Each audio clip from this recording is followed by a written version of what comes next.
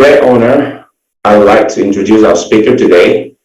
Our speaker is Venerable Thich Phap, which carries the meaning Dharma Ocean.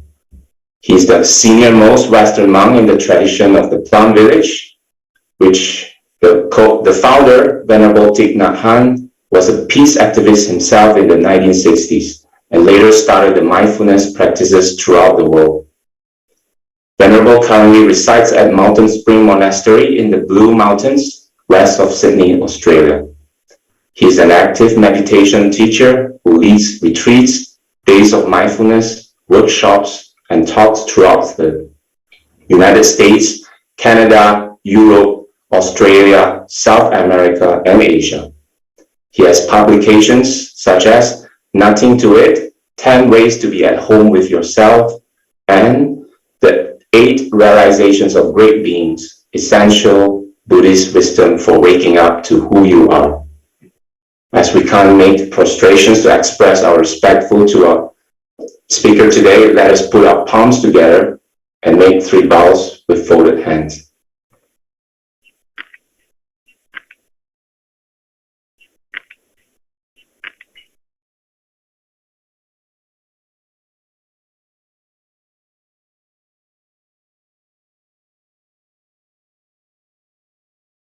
Venerable, the floor is yours. The beloved community, I'm absolutely delighted to have the opportunity to sit together with you on this very auspicious day of Vesak. So Vesak greetings to each one of you. We're so lucky to have been born a human being and to have the opportunity to encounter the Buddha's teaching. And not only is that a rare and special occurrence, but we also have the capacity to have been able to understand the Buddha's teaching to some extent. And even more rare, each of us has the capacity to be able to put something into practice. So for me, that's something that I contemplate every Vesak, that how lucky we are, how blessed we are to have those capacities. And so today I join you in celebrating that.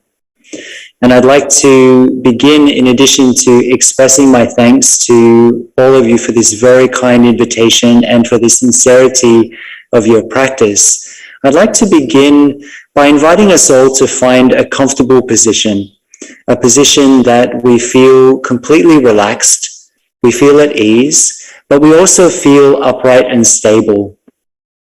We can rest our hands in our lap and perhaps gently close our eyes.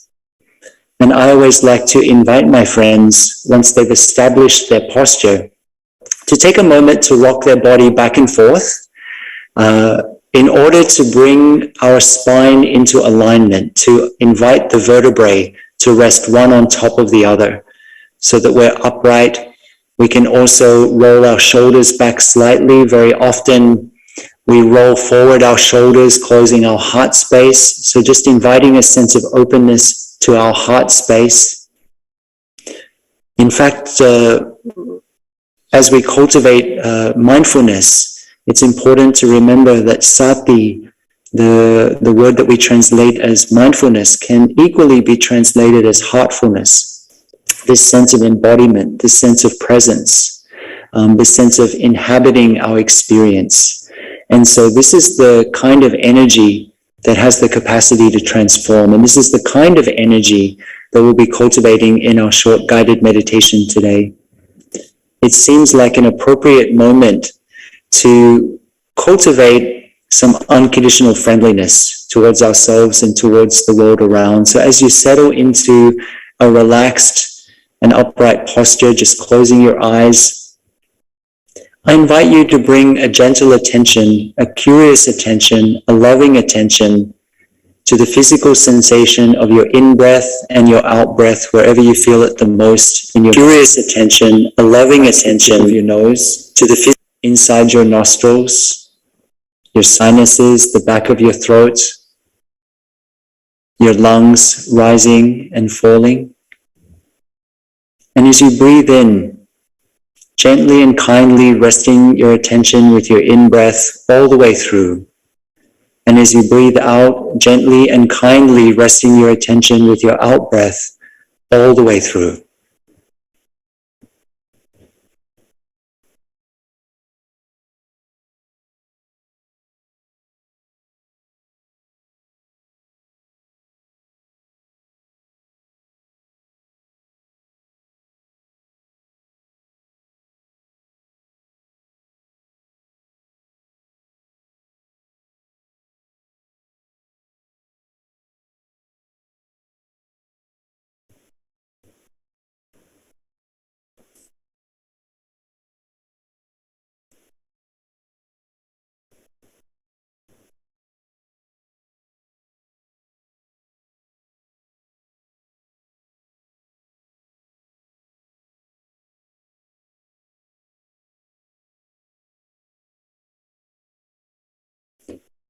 And as we continue to gently be aware of our breath, I invite you to bring your attention to the center of your chest, to your heart space.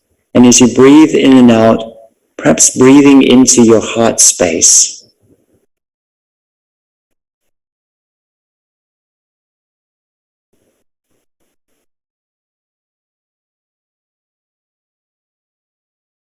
And just becoming aware of the sensations, if you're aware of them, in the area of your heart at this moment in time. How is your heart feeling? Is it feeling open and free and joyful, or is it feeling a little constricted? Just engaging a sense of curiosity to the experience of your heart at this moment.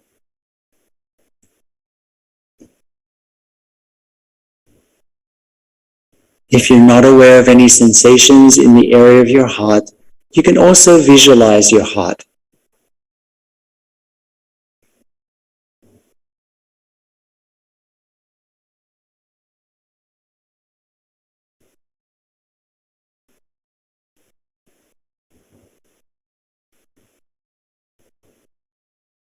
And as you rest your attention gently in your heart, I invite you to bring to mind the image of something or someone that nurtures a sense of protective care, of friendliness, of kindness, of goodwill in you.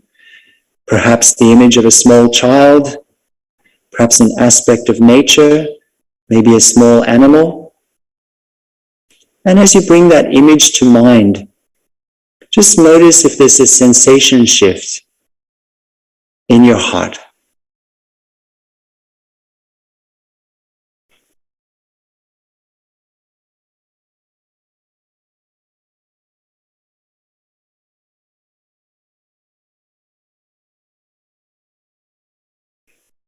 And as you notice that slight sensation shift, that tug of care, that tug of concern, that tug of friendliness, turn that energy around and begin to direct it towards yourself, slowly inviting that energy of care and kindness, even if it's just a small spot in your heart, to gradually expand and to fill all of the tissues of your heart, just like a drop of oil when it drops on a sheet of paper, will naturally and easily expand and fill the entire sheet of paper, making it translucent.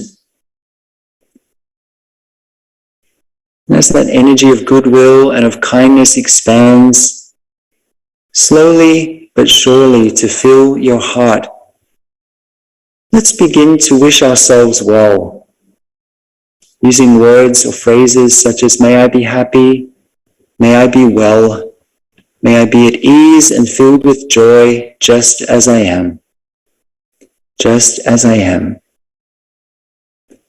Really wishing yourself well, wishing yourself ease,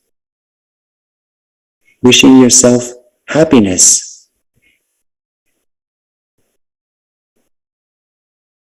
What would it be to be easeful? What would it be to be happy? And wishing yourself those things. And as you do so, you feel this energy becoming more and more intense in the area of your heart. May I be happy. May I be well. May I be at ease and filled with joy just as I am.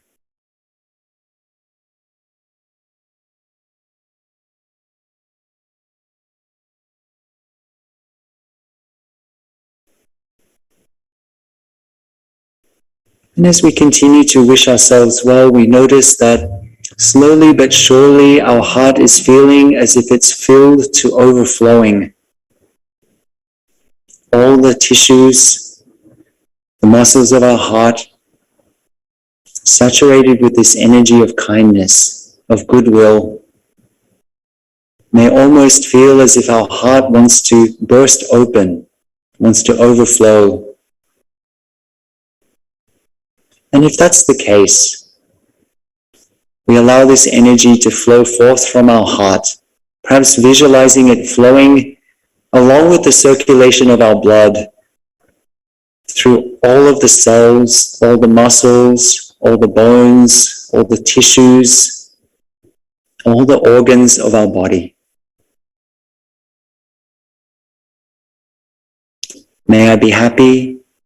May I be well. May I be at ease and filled with joy just as I am. And as this energy flows through every cell of our body, it doesn't weaken in any way, but it becomes stronger and more intense. May I be happy. May I be well. May I be at ease and filled with joy just as I am. Just as I am.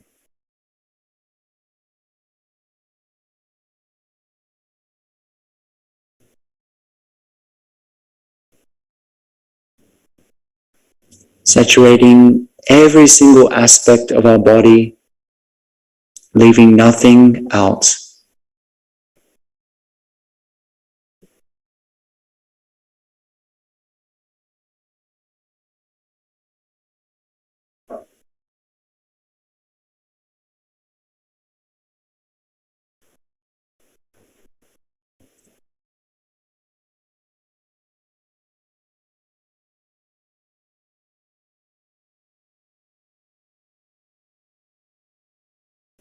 And slowly this energy may be experienced by us as welling up from within our body, saturating all the layers of our skin.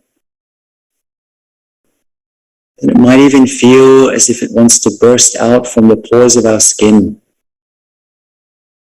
May I be happy. May I be well. May I be at ease and filled with joy, just as I am. Just as I am.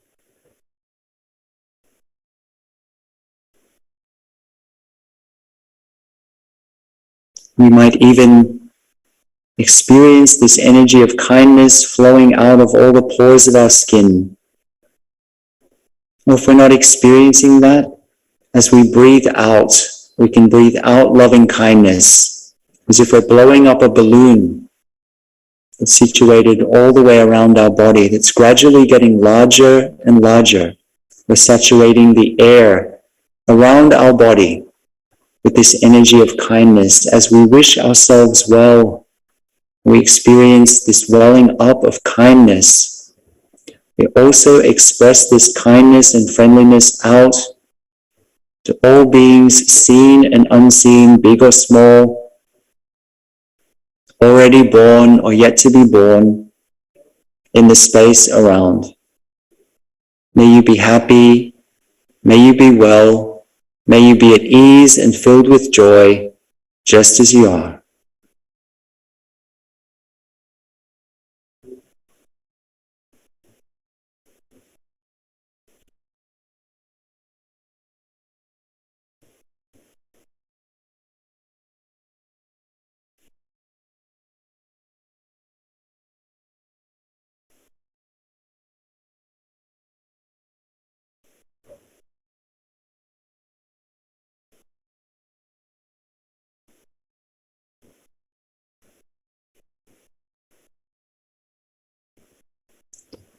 Breathing in loving kindness,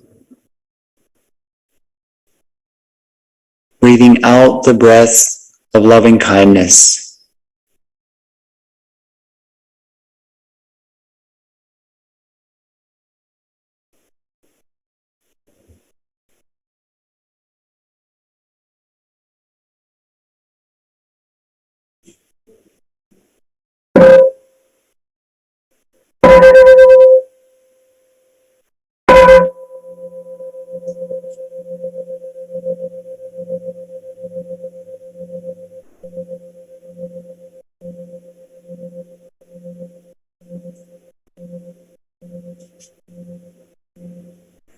Slowly and gently, we just take a few more moments to send some kindness and gratitude to ourselves for spending this time to cultivate loving kindness, to cultivate mindfulness, and gradually emerge from our meditation, always maintaining a connection with that energy of kindness, that energy of friendliness.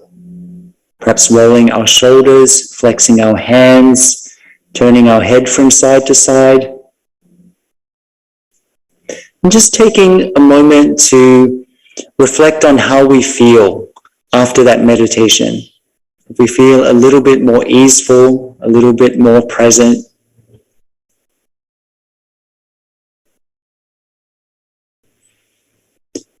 Dear family, it is, as I shared earlier, an absolute delight to have an opportunity to sit together with you on this very special day, Vesak. Here in the monastery that I'm living in at the moment, Mountain Spring, we've had 2 days of celebrating Vesak, welcoming many people who've wanted to come to bathe the Buddha, to offer lights or to offer flowers, to offer incense and candles in honor of our root teacher, the Buddha. It's been very moving and very beautiful. In fact, we needed to organize over 2 days because there were so many people who wanted to come. And in this time in which our world, the world inside and the world outside, has been facing so many challenges, to have this day, this celebration in which we honor the fact that the wisdom, the peace, the insight of the Buddha has been transmitted to us and is available for us even today, is a very great blessing and a great encouragement. As we were enjoying our meditation together, the rain has been falling quite heavily on the roof of our meditation hall here. In fact, it's been raining quite a lot here on the east coast of Australia over the last month or so. And I'm reminded of the time many years ago now when we gathered for a Dharma talk offered by my teacher, the Venerable Thich. We all gathered in the meditation hall waiting for his Dharma talk to begin. And as his Dharma talk began, it began to rain quite heavily. This is not unusual for the south of France. Plum Village is located about an hour and a half outside of Bordeaux in the south of France. And it's not unusual that it would rain. But somehow that day, he stopped his Dharma talk and he said to everybody, I'd like to ask everybody to go and sit by the window of the meditation hall. And I'd like to ask everybody to just sit and listen to the rain. If you're able to listen to the rain, that'll be much better than any Dharma talk that I can offer. To listen means to be present and to open a space of availability, to have the willingness to understand. And this is the heart of meditation. Meditation is about opening a space of availability to each moment of our lives. And when we consider the situation of our world, again, the world inside and the world outside, and we consider our topic for today, the holy war or religious wars or conflict in general, developing the capacity to open a space of availability, to be able to hear what's being said, but also what's being left unsaid, is an essential quality. We have so many opinions, we have so many views, and we listen usually not so much in order to understand, whether it's listening to ourselves or to another person or a group of people. But we listen in order to react. So the secret of meditation and a concrete tool that we can apply in these situations that are challenging in the world around is this practice of deep listening, of deep availability. It doesn't mean to do nothing, but it means to be available in order to understand the best way to respond, not to react. In Zen, the tradition that Plum Village belongs to, we speak of the work of the moment. And that's considered to be our real invitation as meditation practitioners, this moment, this collection of unexpected moments when we're challenged internally and externally. When we're called to look deeply into our fear, into our isolation, into our anger, are among the most powerful if we turn towards them. The work of the moment is the work of being willing to show up unconditionally for what's happening in our mind, in our heart, and in our body, and in the world around. And to understand that it's through cultivating our own clarity, our own compassion, and steadfastness that the situation internally and externally can change.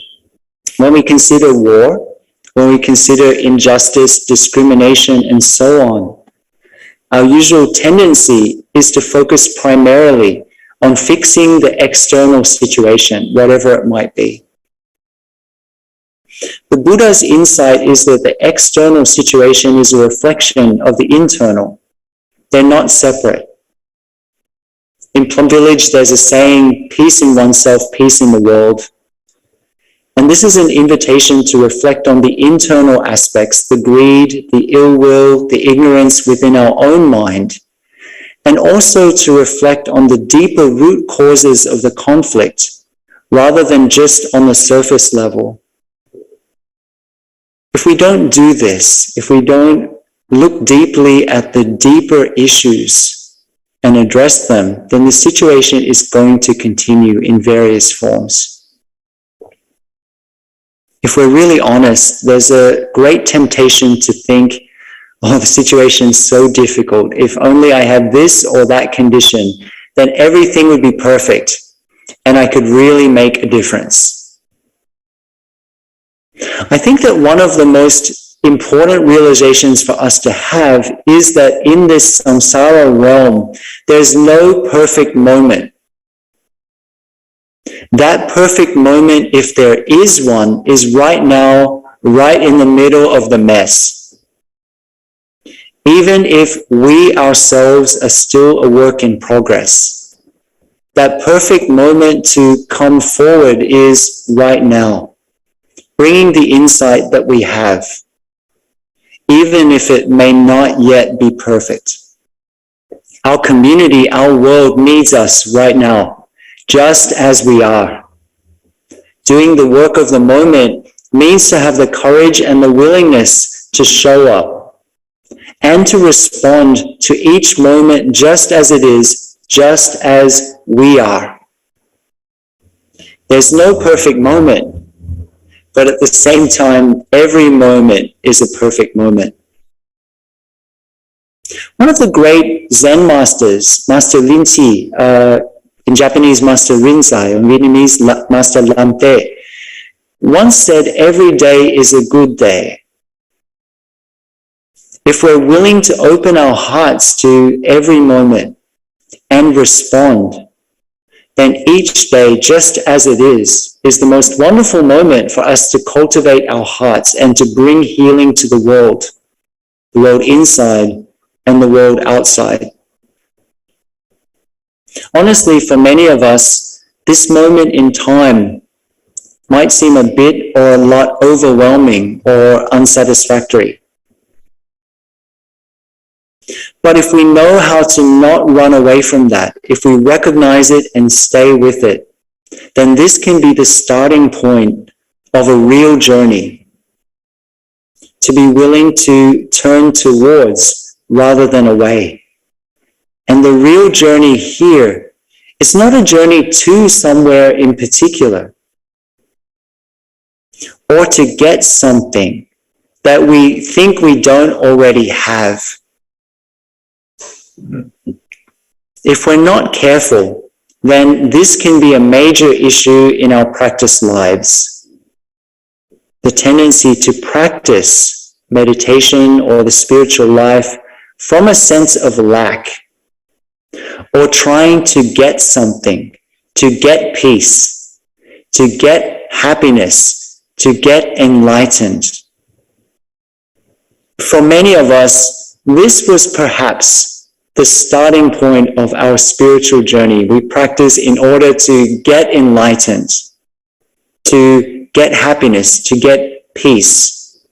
It's a great starting point. The next question we need to ask ourselves is, what do we mean by peace? What do we mean by happiness? What do we mean by enlightenment? We don't often ask ourselves or ask each other, what brought you to practice? And what do you mean by that? I love to tell the story of when my younger brother came to visit me in Deer Park Monastery, the monastery that I lived in for a number of years. I lived there for 19 years of my monastic life, and we had been separated when we were quite young, since our parents passed away. So he came to visit me in the monastery after so many years, and he spent a week in our monastery practicing. And after a few days practicing in the monastery, he said to me, I really would like to take you out. It would bring me so much happiness. And for me, I just like being in practice environments. I'm not so interested in going here or there anymore. And I said, where would you like to go? And he said, I would like to take you to Universal Studios. And I thought, no, I don't want to go to Universal Studios. No, this is really the opposite place of where I would want to go. And yet he was so filled with delight. I thought, how can I respond to his request, but at the same time sort of not do it? And I thought of what would be a foolproof plan. And I said to him, in the monastic world, we don't make decisions by ourselves. We always ask the community. We ask the community of bhikkhus, the community of the fully ordained, to make the decision together. In my mind, I thought, I will be completely safe. There's no way that the other bhikkhus will support the idea for me to go to Universal Studios, so safe. So with a lot of confidence, I suggested that my brother write a short letter, and I would present it at the next meeting of monks. So with a lot of confidence, I presented this request to the meeting of monks. And I was very secure in my view that they would say, no, it's really not appropriate for a monastic to go to Universal Studios. And then, so the meeting happened, and they discussed, and then they all said, actually, it would be a great idea for you, Brother Phap, to go to Universal Studios with your brother. We all support it. And so we went to Universal Studios. This is around about 10 or 11 years ago now. And my brother was ecstatic. He was so happy to spend time together. It watered a lot of joy in me to see his happiness. And as we were walking around Universal Studios, I said, what would you like to do now that we're here? And he said, I would like to take you on one of the roller coasters. And I thought, no. So we went on a roller coaster. And I hadn't been to an amusement park. I think at that point, it must have been about 20 years.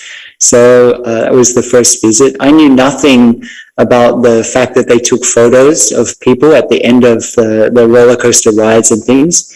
So anyway, we got off the roller coaster ride, and my brother went straight away to the kiosk at the exit of the roller coaster ride, and he was scrolling through an iPad, and he suddenly stopped and he started to laugh, and he ordered a print of this photo, And in the photo, you see everybody else with a big smile on their face, like with their arms in the air like this. And you see a picture of me gripping on for my life, with my eyes closed and everything on the roller coaster. So his happiness is not the same as my happiness. My happiness is not the same as his happiness.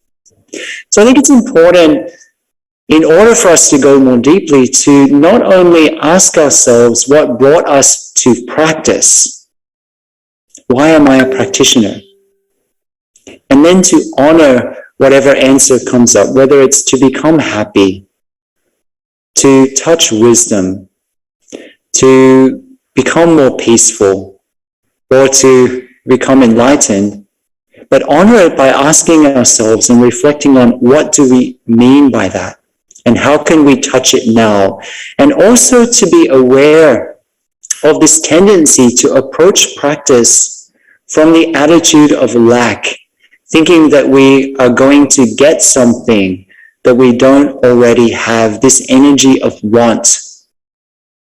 And this can be a major energetic thread in our practice lives, and it's truly the shadow.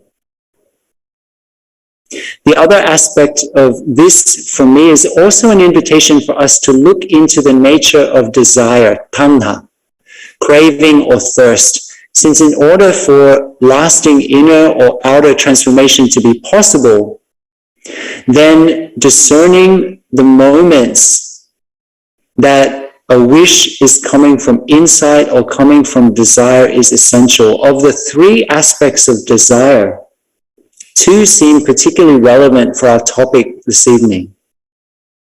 And that's, first of all, the desire to become, the desire for a situation, a person, to be completely different from what it is or what they are or what we are right now.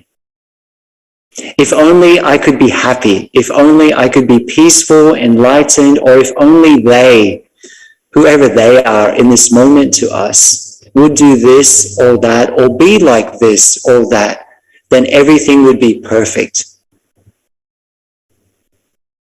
Of thinking that real change is someone else's responsibility.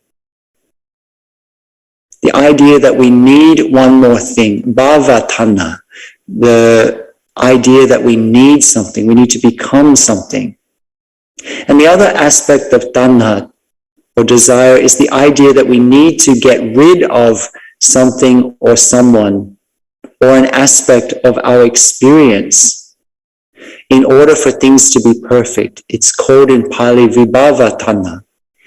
If we apply these lenses to look at our experience, then they can be a helpful framework for us to discover the places and situations in which we close down our hearts, and to be able to choose to respond differently. A couple of months ago, it occurred to me that it's often the teachers, whether people or situations, that challenge us in some way, that call us to open our hearts and minds a bit more, that offer us unexpected teachings. They're the most powerful and transformative teachers of our lives. If we're only hearing things that confirm what we already know, how will that help us to move forward and to cultivate non-fear? A real teacher, whether in the form of a person or a situation or even a feeling, is one that challenges you. Not one that just confirms everything you think you know. In that case, we haven't learned anything, have we? It's only when we're a little uncomfortable that growth is possible, not through our very carefully cultivated avoidance. If we haven't looked at this tendency, tanha, which the Buddha said is actually one of our main issues, then our whole practice life can be about getting something, getting peace, getting enlightened, and so on. This wish to become. In simple terms, the wish to get something that we think we don't have already. And the other extreme is that we may have the tendency to want to get rid of something or someone, vibhavatana. These manifestations of desire work both on the internal or micro level and also on the external or macro level. Many of us, if we're really honest, from a somewhat, it's very subtle, but it's a consumeristic mindset. We've turned Dharma into a thing, into a set of techniques or a set of dogmas in order to get something that we think we don't have, or also to try to get rid of something that we think we don't want. In one of its original senses, Dharma means your way of showing up in the world, your path. And for me, this is an invitation to stop running from our lives and rather turn towards them. It seems to me that the deepest journey we'll make is not the journey that we usually think of, the frantic sprint away from any kind of discomfort into some imagined shore of happiness. The Buddha has actually shared with us in some of the most ancient recorded teachings of the Buddha in the Pali Canon, the Atthagavagga, the Book of Eights, that the real spiritual journey consists mainly in letting go of things. Not necessarily physical things, but mainly our views, our ideas. Our practice life is not about getting something. This is so counterintuitive to our usual transactional way of approaching things. We practice in order to get something we think we don't have. Peace, happiness, enlightenment, so much efforting. How does this understanding that practice is not about getting something, but rather letting things go, particularly our views, to realize what has been there all along, change our approach? This is true not only in terms of practice, but when we look at the situation of conflict, we look at the situation of war. So much is either about views, attachment to views and positions and power, thinking that we need to get something, or we need to get rid of something or a group of people. This teaching on desire, the strands of desire, of tanha, of craving, it's one of the Buddha's most essential and concrete teachings. Buddhism is not there to give us more views, but rather the practice of letting go of all views. The Buddha shared with us that all views, by their nature, will be only partial and incomplete, and any partial and incomplete view cannot be right view. Of course, the catalyst or the starting point of our journey is suffering for so many of us, emotional, physical, and so on. And whilst the starting point of our journey is the recognition of the pain that we hold individually and collectively, hopefully it's not the end. Well, it's already a great thing if we recognize our pain, but there's more to discover. By acknowledging our pain, we begin over time to recognize its sources, how it's come to be, the causes and conditions that have come to be in that form. And we also begin to notice well-being, ease, joy, as well as the causes and conditions that bring it about. We're very quick to use big words such as peace or enlightenment or even Buddhism and so on, rarely taking the time to ask ourselves what we mean by these. And then we're faced with a choice, not only once in our lives, but 1,000 times a day. What do I want to nurture in my mind and heart? And what do I want to nurture in the mind and heart and lives of those I come into contact with? This is the meaning of the Buddha's final recorded words, work out your own liberation diligently.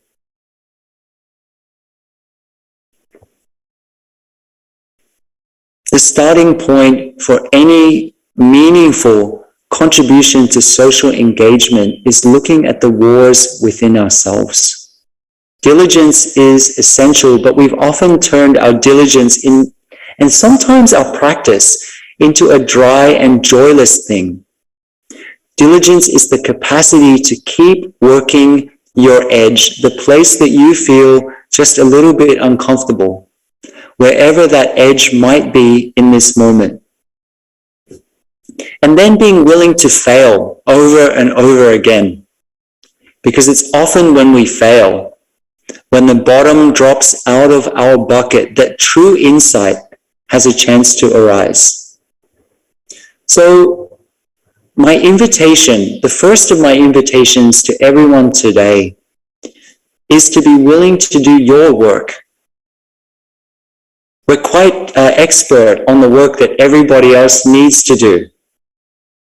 But my invitation is for each of us to do our work. This means to get really concrete. It means to look at your life, not so much at the lives of others in the beginning. We've got a lot of thoughts about what other people need to be working on, or groups of people or nations. And all of those views are valuable, but let's start with ourselves. From the micro, we move to the macro. Real and lasting transformation comes from being willing to turn your attention to your own mind and your own life, and coming to an understanding of how things have come to be in you and around you. And from that insight, reflecting on the larger situations outside. Rather than talking about the concept of suffering or dukkha, I think it's really important to ask ourselves, what is my suffering? How does suffering or dukkha, unsatisfactoriness, manifest in me? What is your dukkha? It's from concretely looking at how dukkha arises in you that understanding and compassion also arise. And you can understand how dukkha has come to be in another or a group of people. Your real work, in fact, the most important work of your life, is when you're touched by something, when you're angry, when you're confused, when you're happy, to look into those and understand their roots. If you cannot do this for yourself, please do not ask the question how to solve religious conflicts or conflicts outside in general. I have a chance to work with a lot of activists, and how many get burned out? How many become filled with rage, filled with anger? They become the situation that they're fighting against. They fight against war. They become the very thing that they're fighting against, because we haven't done that foundational work of seeing how these conflicts manifest on a micro level.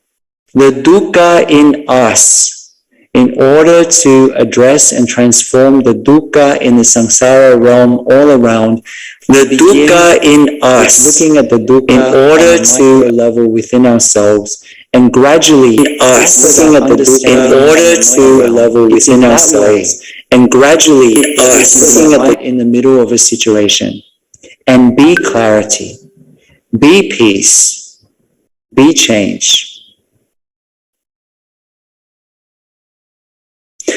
The most important work of our life is when we're touched by something, when we're angry, when we're confused, when we're happy, to look into those things and to understand their roots. And also to notice when we're not touched by something and to come to an understanding of why that is. And then, even more importantly, to not stop there with that understanding. Because the flower of insight is always blooming. It's always growing. To be willing to embark and to remain on a journey of discovery. The whole of our life, our work, our real spiritual practice is right in the heart of our life, just as it is. Nothing special, but extraordinary at the same time. Waking up, drinking a cup of tea, opening the windows, walking around, sweeping the floor. These can be absolutely meaningless. Or the most profound thing you've ever done. It's up to you.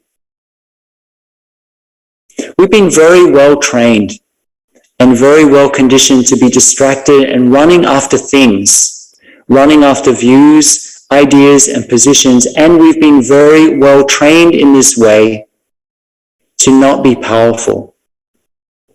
To me, the foundational work for real and lasting change, the work that nurtures resilience, is to notice when we feel angry, when we feel judged, when we feel tired, burned out, discriminated against, and become interested in the roots of these, how they've come to be on an individual and then a collective level. It's then that insight and happiness arises. It's not when we get rid of these things, if such a thing were possible in this samsara realm. Insight, wisdom doesn't arise. In fact, let me save you a whole lot of time here. It doesn't arise. It's never arisen in the absence of these things. But from within them, if we shine the light of mindful awareness on them. And then not to turn away, to be willing to remain on that journey of discovery, no matter what inconvenient truths we discover about ourselves, about life. And if we're lucky, we'll discover many.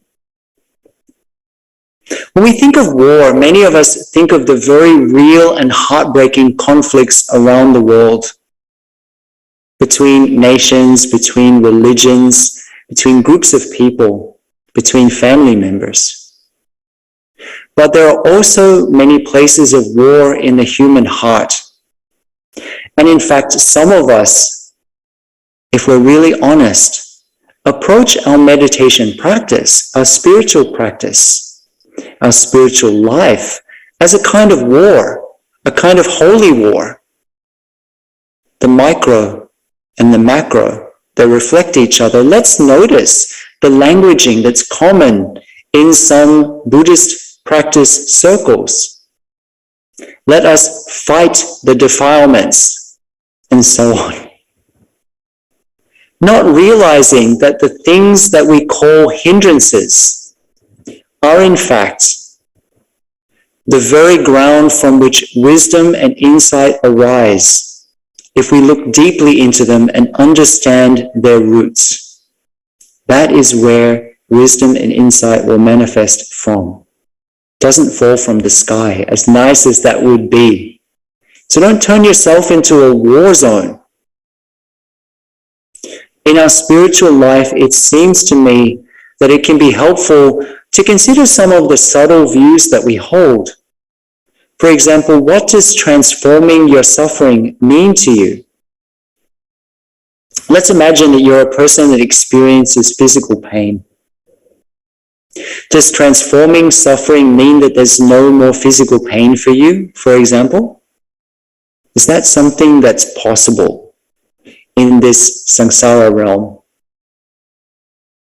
If we have a human body, as much as we would wish it to be different sometimes, we will experience discomfort. Rather than getting rid of something, transformation is about developing a new relationship with an experience. in some way, speaking about our work. While you need to be present for my work, and I need to be present for and hold space for your work, and there's an intimate connection between these things. My work is my work. The things I need to transform are the things I need to transform. And the things you need to transform are also somewhat unique to you. I think it's time for each of us to be very concrete and to take responsibility for our work, the unique journey of discovery that each of us is on, when we show up in a full way for our own transformation and begin seeing and understanding the roots of our own pain and suffering. Over time, we begin to have enough space in our heart to begin to really see the many complex causes and conditions that have given rise to the pain of another person or a situation. Often we can feel so disempowered that our attention is constantly drawn outside to the very real discrimination, anger, dismissiveness, and judgment occurring. And then we end up focusing on what they, whoever they are to us, need to fix or need to do in order to fix or transform the situation. Sure, they may need to fix or transform a lot. But what if they don't have the awareness, the willingness, or the capacity in this lifetime? What does that mean for you? Lately, it seems to me that rather than being a platitude, something nice that we say because it sounds spiritual, the practice of showing up for life, for our life, just as it is, means embracing the reality that not every possible transformation within ourselves or within the world may be possible, may happen in this lifetime. And in a strange and counterintuitive way, to take inspiration and encouragement to keep going, to keep engaging from that we are all works in progress. And in fact, there's always more progress to be made. In some way, the fact that there will always be more to discover, always more work to be done to transform minds and hearts, to protect the earth, to work for a more inclusive society is an inspiration, a calling forth into action, not reaction. The real action of first noticing all the complex nuances of our own minds and hearts, and then noticing and creating space for those of whoever we call the other or they in any moment. And from that understanding, not pushing anyone or anything aside. A feeling, an emotion, a thought, a situation, a group of people, but moving forward together to create lasting change.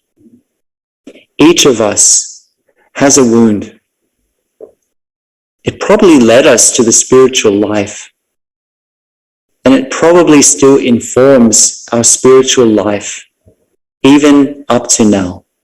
And our wound can call us forth if we know how to take care of it well. However, it's possible to keep reacting from this place of the untransformed wound. And in that case, if we haven't looked at it, we haven't understood the function of this calling forth of the wound in our spiritual life, it's possible to repeat the same patterns over and over again. This is also true in the case of activism. If we just react from our pain, and our pain might be great, then we'll end up repeating the same dynamics over and over again. And our activism becomes reactivism. On the other hand, if we acknowledge, we embrace, and we look deeply into our wound, looking into its causes and conditions, how it came to be, It becomes possible to work for change from a non-resistant place, since we also understand that everything has its causes and conditions for arising. This is because that is. This is not because that is not. With this understanding, we know that, as the saying goes, whatever we resist will persist. Rather than just resisting, which is struggle on the superficial level, we see how things have come to be, all the causes and conditions, and we engage with the pain and its roots. This means also to embrace the other person and the situation in its entirety, just as they are, and then even as they try to exclude us, to not give in to the temptation to exclude them from our heart. That'd be too easy. That'd be too easy. And yet this is what happens with the phenomena that we're noticing lately over the last number of years of cancel culture. And to me, this is a byproduct. Cancel culture is a byproduct not only of the untransformed wound within us, of othering or they, whether towards others or a group of people or to some aspect of our own experience, but also a byproduct of the interaction between our own innate cognitive biases and the relentless social media algorithm that shows us more of what the algorithm thinks that we agree with or like, and less of what challenges us. And so we've begun to behave like this in our life towards ourselves and also towards others. The effects of this are deep. And so it seems important to acknowledge that not every single person on this planet is going to roll out the red carpet for us as a group or as individuals. And I'm learning to be okay with that and to go on regardless. Right now, the situation of our world can seem quite dire. The world outside and the world inside. The two have never been separate. Let's take a moment to just come back to our breathing, come back to our bodies, and we'll enjoy a sound of the bell.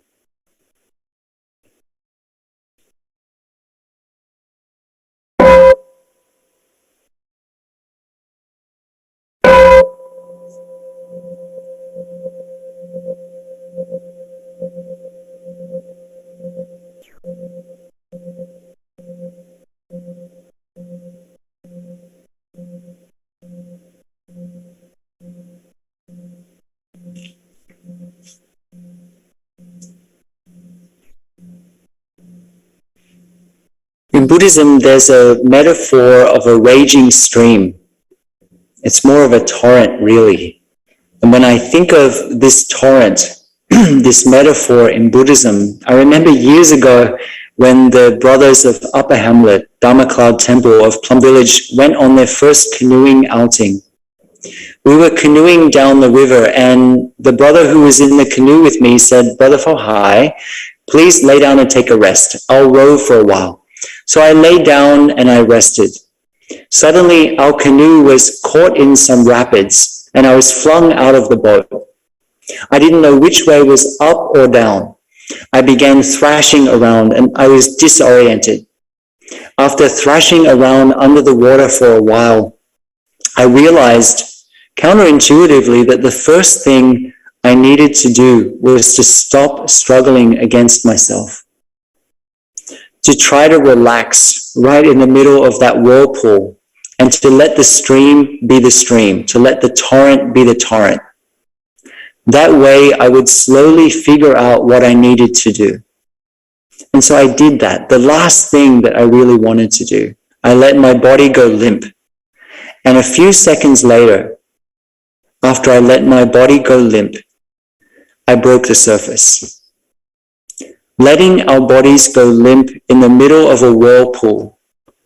The whirlpool outside or the whirlpool inside is the last thing we feel like doing. But this is not the same as surrender. It's a choice to understand, to gain clarity, and then to be able to take a breath. For many of us, just the possibility to be able to take a breath, to be able to rest for a moment, may seem like an incredible luxury when it seems like the whirlpool, the raging torrent of discrimination, of violence, of self-hatred, of shame, of continual microaggressions is present everywhere. So many of us wonder, when are we going to break the surface of the raging water and take a breath? Rather than being a surrender or a passive acceptance, letting our body go limp in the middle of the raging torrents inside and outside is to choose to resource ourselves and each other and to acknowledge our capacity to kick out and swim forward in the direction that the insight that we all carry in our body leads us to go. It's an act of loving kindness of you saying to yourself, I'm here for you. I'm able to do this. I can take another step. I can act with clarity and with compassion. In Buddhism, we speak of a raging torrent within and around that's flowing in one direction. In that situation, we can choose to go with the stream, to go against it, to stand firm, or to cross over. In terms of crossing over, the Buddha described 4 floods for us to cross over, 4 raging currents inside and outside. In Pali, these are called Ogga, the 4 Ogga.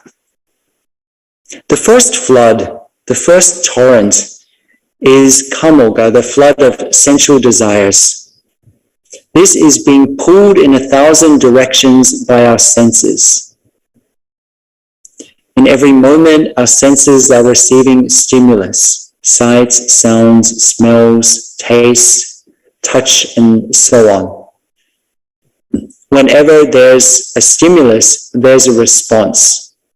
In Buddhist psychology, in the school of Buddhist psychology that I belong to, the Vijnanavada school, mind is spoken about like a garden, and in that garden there are many seeds. And so whenever there's a stimulus, a seed in our consciousness, in our unconscious mind is being stimulated. And most of the time we don't notice these inputs, the sensory inputs, and we don't notice which seeds are being watered. The Buddha, in a very famous discourse, the discourse on the sun's flesh, shared that our situation is like the situation of a cow that has no skin, receiving all of these inputs and not being able to do anything about it. And the great thing is, as a spiritual practitioner, cultivating mindfulness, we develop the capacity to be able to do something about it, to understand how to relate to sense inputs, to understand what seeds are being watered, and to make choices to water the kinds of seeds that we want to spring forth as flowers in our consciousness. Seeds of peace, seeds of joy, seeds of happiness. To put ourselves in an environment where those seeds are habitually stimulated. The second of the 4 floods is called Bhavoga in Pali, the flood of becoming. We often have this sense of dissatisfaction, this feeling of lack that we've spoken about in this talk before. When the Buddha offered his final words that I also shared about earlier in this talk, work out your own liberation with diligence. For me, this is an important reminder of our capacity. The Buddha had confidence in our capacity to wake up. In fact, in the Mahayana Buddhist tradition, there's a legend. It's not written down in any text. It's just a story that after the Buddha woke up, one of the Buddha's first words was, "How strange. Every single living being has this capacity, this place within their mind and heart where they have compassion, they have insight, where they're able to wake up." The Buddha in the Mahayana tradition didn't say that absolutely no one else has this capacity. I'm the only Buddha that will ever arise. But rather this understanding that in every living being, there's a seed of goodness, no matter how small. This is very good medicine for our times. Buddhism is about uncovering the innate goodness that's already there. It's not about getting something that we don't already have. It's about nurturing those good qualities that are already there. The third of the four floods is Dithoga, the flood of views. This one we can relate to quite easily. We have a flood of views within our own experience, and also we can see in our world around, particularly between individuals, between groups of people, between nations, between political parties, ethnic groups, that there are often a flood of views. Right view is the absence of all views, because all views by their nature will be partial. My teacher, Thich, shared, as I shared earlier in the talk, that Buddhism is not there to give us a whole new set of views or dogmas, but rather to release us from the prison of our views. And then the fourth of the four floods is avijoga, ignorance, of not seeing clearly. For those of us sitting together this evening, the Chinese phrase for ignorance is very beautiful. In Vietnamese, we use that same phrase, but we pronounce it vô minh. Vô minh in Chinese, it means no light, no brightness. We don't see clearly. We're right in the middle of something, but we're unable to see it clearly. I remember many years ago, I was sitting in a hut on the side of a mountain, the quintessential monastic life. And in the afternoon, I was doing sitting meditation. And as the sun was coming down, it shone through the window.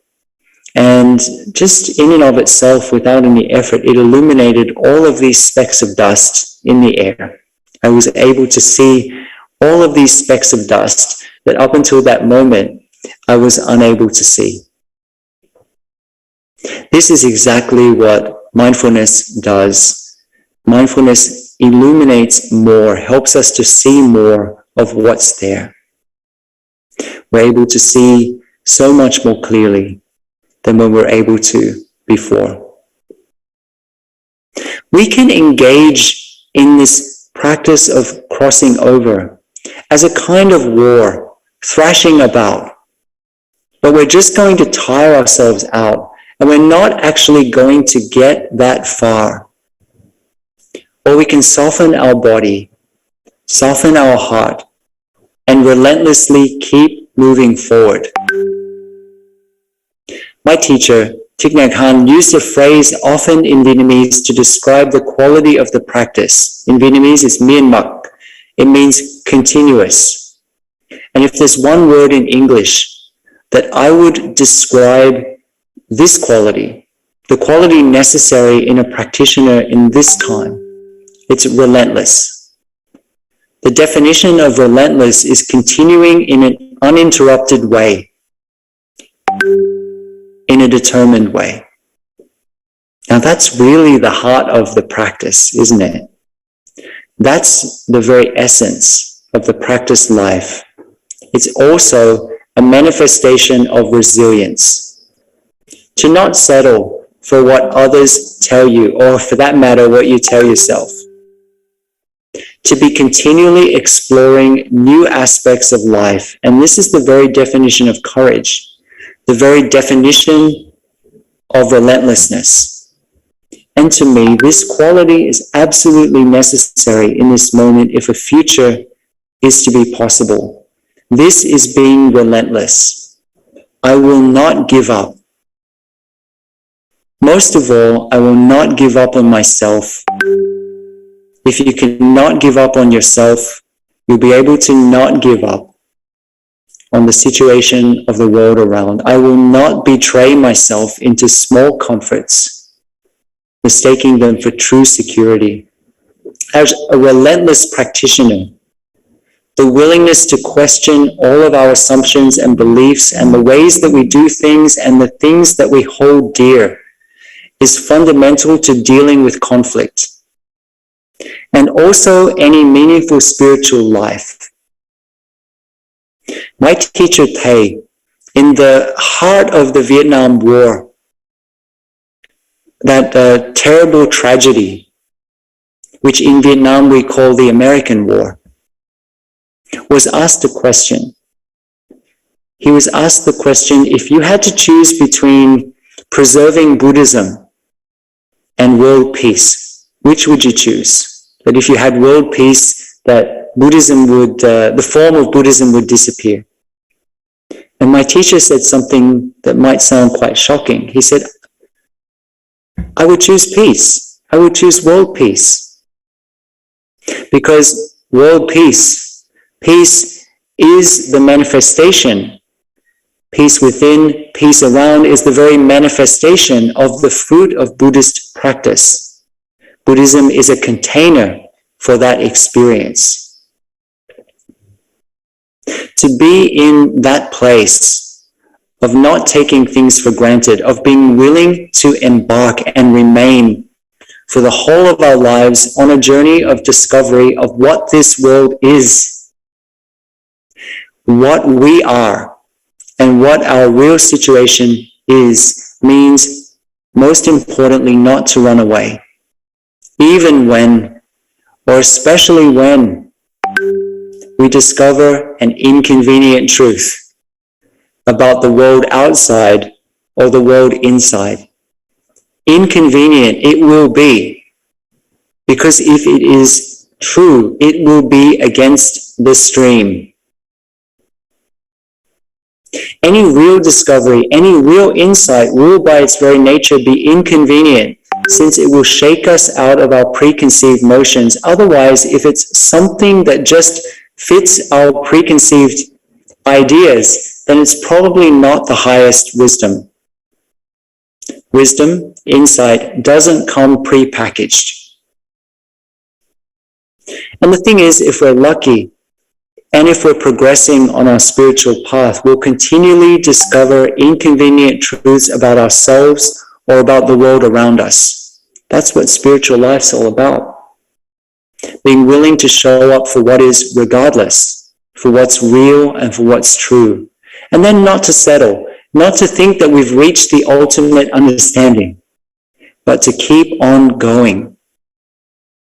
A real spiritual life is a continual practice of exploring who we think we really are, and then being absolutely authentic to that discovery, which, if we apply mindfulness and investigation correctly, will be that all layers of identification, all of the labels that we have for this thing that we call the self, the places that we identify, are false.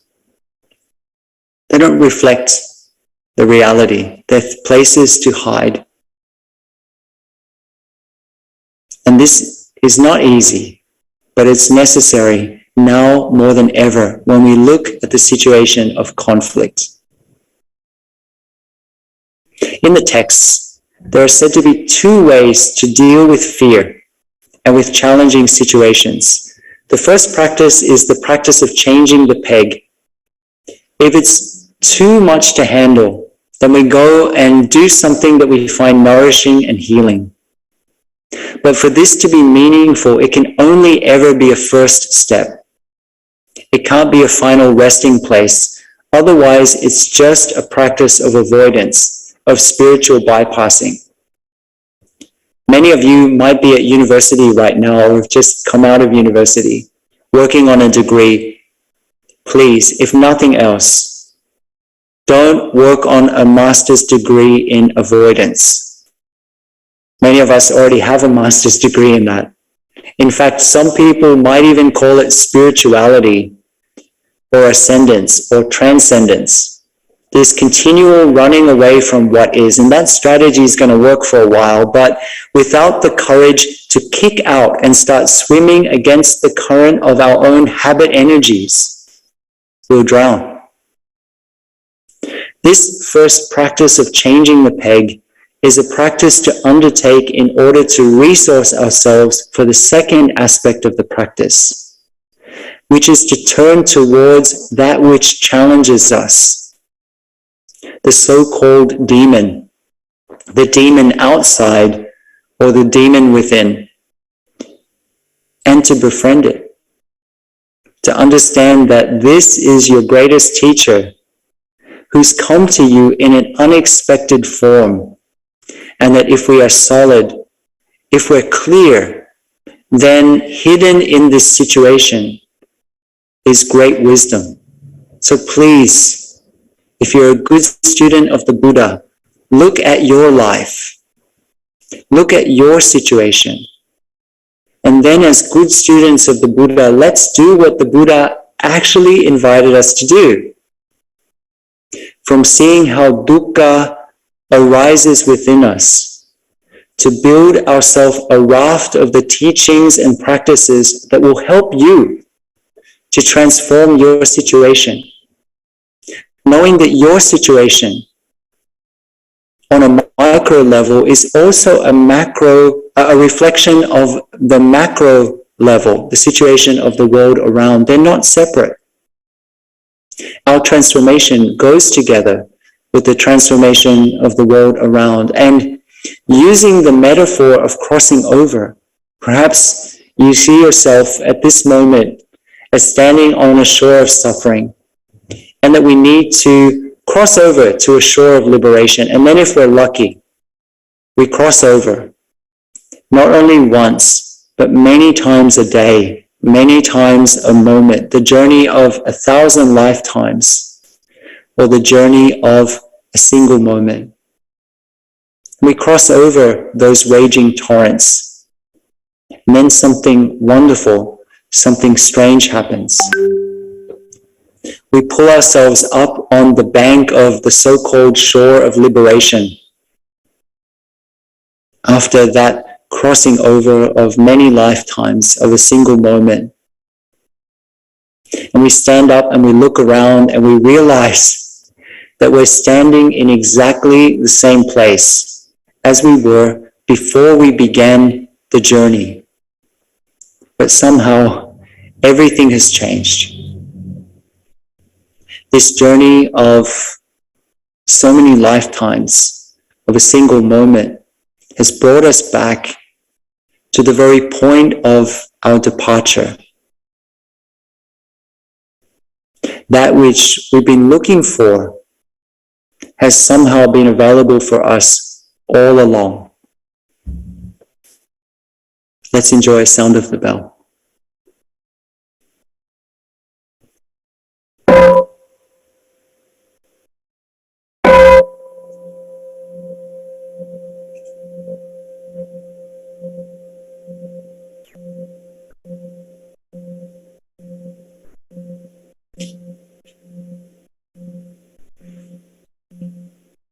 So dear community, I hope that something was beneficial, was useful, and if it wasn't beneficial or useful, at least you enjoyed the sound of the bell. That's also a wonderful thing. I think now we have an opportunity for anyone, if they'd like to share anything, any thoughts, any reflections, or any questions, knowing that actually they're all one question, then we have a chance to do that. So please, over to you. Thank you very much for the insightful talks. We are now in the Q&A session, and we will read out. There are some questions coming. The first one, deep address our problems is it meaning to accept what they are? Sometimes we refuse to accept our problems. I think one of the hardest things for us to do is to actually accept our problems, to accept our challenges. To not have a problem with having a problem, I think is, it's a real challenge. It's part of being human. In Plum Village, our teacher always invited us, and I found it to be an important practice to cultivate the capacity, first of all, to recognize a situation, what we're calling a problem, to recognize it for what it is, to call it by its true name: anger, depression, sadness, discrimination, whatever it might be, to recognize it. If we can do that, that's already a great thing. And then the second aspect, which is equally important, is to accept. It means that to be angry, to be depressed, to be sad, to be jealous, whatever it might be, is okay. It's part of being human. To not create a war against it, but through accepting that situation, accepting that that seed has been watered, then we have the next possibility. That is to be able to investigate, to look deeply into how that came to be, how it was nurtured, how it manifests in us. And then through that practice of looking into whatever's arisen, to not having a problem with our problems, then insight, wisdom comes from that. So that's how we practice with that in Plum Village, to not have a problem with our problems. Yeah. Thank you. And then there's a second question. So this is a hypothetical question, but it can happen very real. So at the moment when we were threatened with violence, how do we react, remain clarity and compassion, like breaking the water, the torrents? Is that through daily practices before that?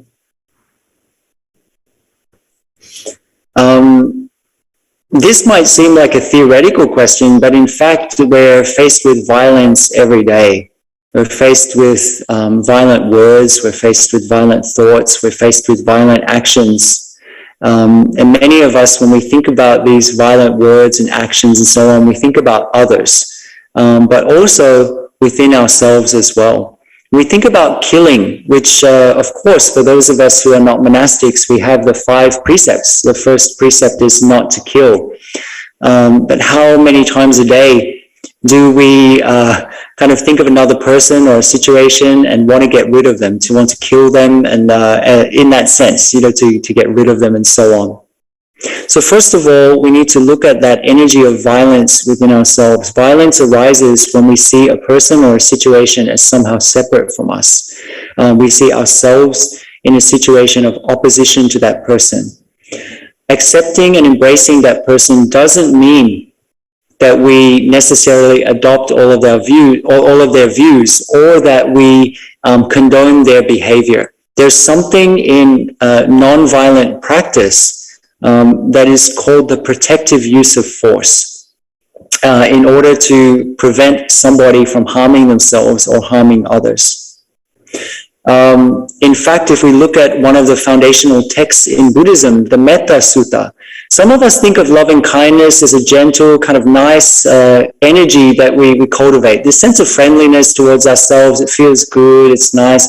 But actually, if we read the Discourse on Love, the Metta Sutta, we see 2 qualities of this energy of metta, this energy of unconditional friendliness. It's described as being like a mother who loves and protects her only child.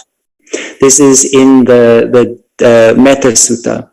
So to love means to be able to look into that person or that part of ourselves and to understand the whole of that person, where they came from.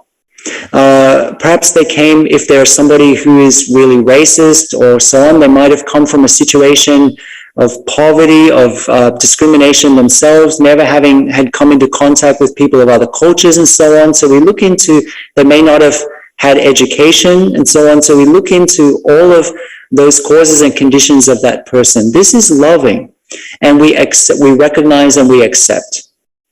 But the other side is protect. Have you ever seen a mother who is protecting a child that's about to be harmed? They're fierce. So there's a other energy of loving kindness that is strong, that is fierce, that is clear, that knows what to do, and most importantly, what we don't need to do. Most of the time, when we're faced with a situation of violence, we want to react, but we react from our fear. What we want to do is to be able to respond from a place of clarity. And this is something that's possible. It's an everyday practice.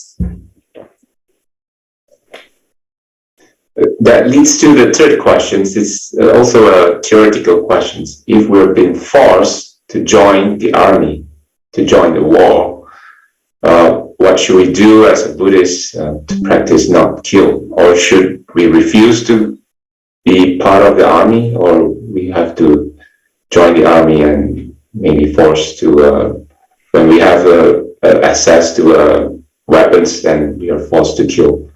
What should we do?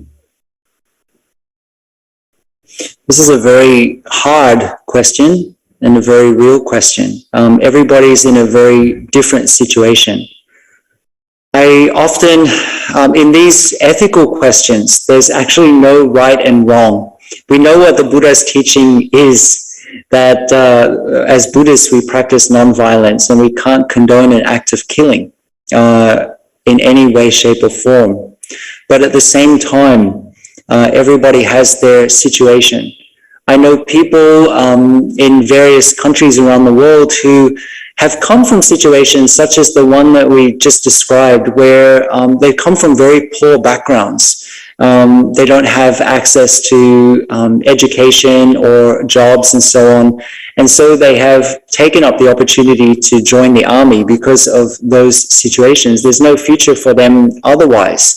The army will feed them, will give them educational opportunities, will train them in a job, and their future is a lot brighter in that way.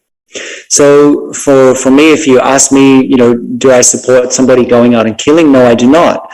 But then somebody in that situation where they're getting an opportunity, it's quite difficult to say that's a bad opportunity. It's easy for me to, from an idealistic place, from a privileged place, to say like, that's not a good decision or so on. But that person has their causes and conditions. As a Buddhist, we would definitely want to, if we're in a situation where those causes and conditions that I just described, that we're not in a situation of great poverty or educational disadvantagement and so on. If we're in a situation where there's forced conscription, then of course we need to follow the laws of our own countries. But at the same time, most countries have the opportunity for different kinds of service. Although for Korea, for example, South Korea, we need to have military service. However, there's a possibility to do social work and other kinds of service at the same time. This is true in the case of a number of countries around the world. So this is what I would share.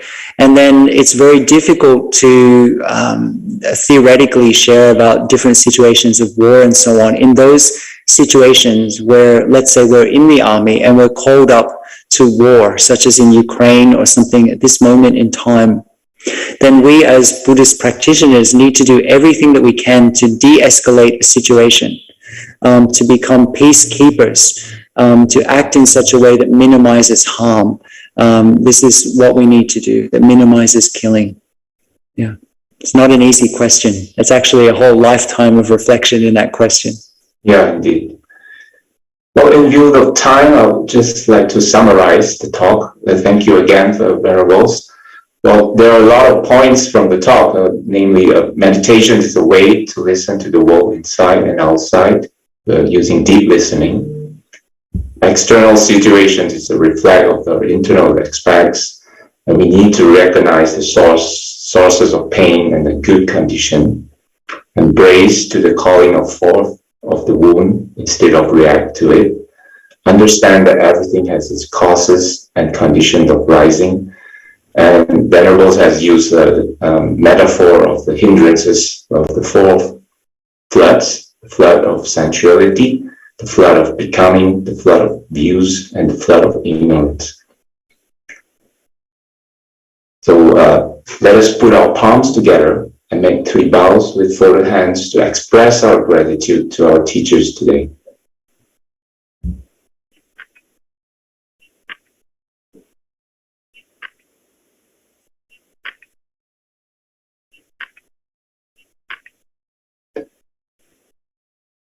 Venerables, can you please lead us in doing the transfer of merits, sharing the merits with all sentient beings? Let's join our palms together and we'll share the merit using the verse that we offer in Plum Village. May the fruit of this practice benefit all beings. As we practice the way of awareness, it gives rise to benefits without limit. We vow to share the fruits with all beings. We vow to offer gratitude to parents, to teachers, friends, and to all beings who give guidance and support along the path.